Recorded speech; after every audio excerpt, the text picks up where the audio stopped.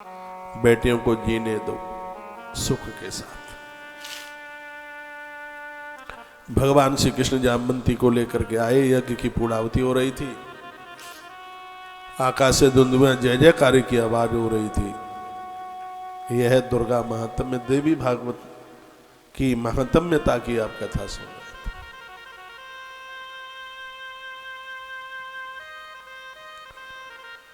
तत्पश्चात सौनक ऋषियों ने महात्मा सूत जी को कहा, गुरुदेव जैसा आपने ये प्रसंग सुनाया है जिसमें मां भगवती की महिमा है, मां की कृपा से भगवान श्री कृष्ण सुरक्षित अपने घर में पहुंचे द्वारिका में, ऐसा ही कोई और चरित्र मैं आपसे सुनना चाहता हूं।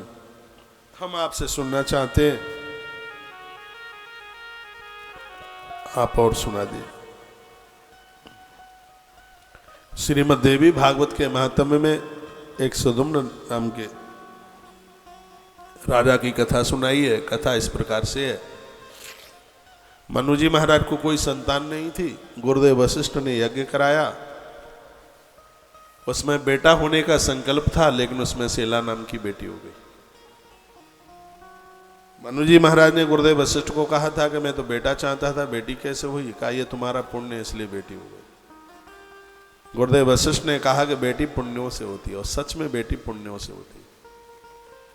भागवत में कथा आती है कि महात्मा करदम के जब पुण्य बढ़ते हैं, माता देवहूति के पुण्य बढ़ते हैं, तब घर में 9 कन्याएं चल करके आती। 9 कन्या, बहुत ज्यादा पुण्य बढ़े तब बेटियों का जन्म होता है। प्रसन्न मत होना यदि बेटी नहीं है तो, खुश मत होना यदि बेटी नहीं है। मैं देवी भागवत से बोल रहा हूं। और भगवान सूत सौनक ऋषियों के माध्यम से समाज को ये कथा बता रहे हैं। वो लोग बड़े खुश होते हैं, प्रसन्न होते हैं, कहते हैं कि हमारे तो बेटा है। और ये और एक बार निवेदन करना चाहूंगा, पहले नंबर पर बेटी ही बहुत ज्यादा शुभ होती है, मंगल कारक होती है। बेटी आ रही, राम के आने से पहले बेटी आई है महाराज दशरथ के यहाँ। वो तो उन्होंने अपने मित्र को गोद रूप दे दी, लेकिन आई तो बेटी है। बेटी का आगमन बहुत शुभ है। इस सृष्टि के आरंभ में भी 5 संतानें हुई थी, जब कोई नहीं था इस धरती पर। इस मृत्यु लोक में कोई मानव जाति थी ही नहीं। उस समय इस धरती पर 5 संतानों का जन्म हुआ। सबसे पहले बेटी, फिर बेटी और फिर बेटी।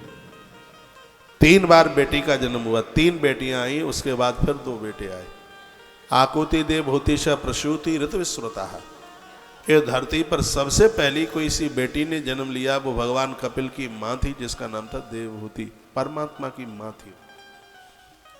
इस मानव जाति में मृत्युलोक में सबसे पहले किसी कन्या ने जन्म लिया है तो उसका नाम देवहूति है, सबसे पहले। फिर उनकी बहन थी आकुति, फिर थी प्रसूति।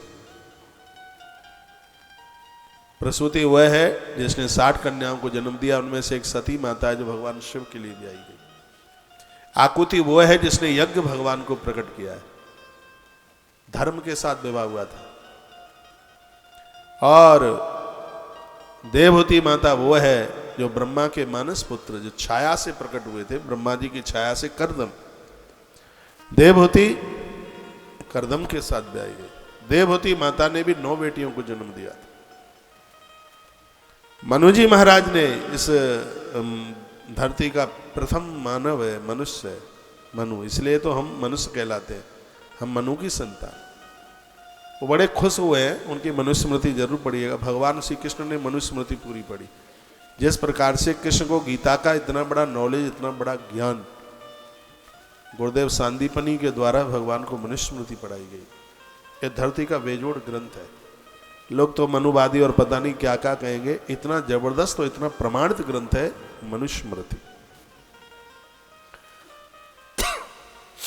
उन मनु जी ने 5 संतानों को जन्म दिया धरती पर, जिसमें 3 तो सबसे पहले बेटी ही आई थी, आकुति, देवहूति और प्रसूति। बाद में 2 बेटे थे, प्रियव्रत और उत्तानपाद। इसलिए हमारे देश को मां के नाम से जाना जाता है। भारत माता पूरे ब्रह्मांड का, पूरी दुनिया का इकलौता देश है। हमें इस बात के ऊपर गर्व होना चाहिए कि हमारे देश को मां के नाम से जाना जाता है। कोई जापान माता नहीं कहता, कोई रूस माता नहीं कहता, कोई अमेरिका माता नहीं कहता। हम कितने बड़भागी भाग्यशाली हैं, हमारे देश को माँ के नाम से जाना जाता है, भारत माता।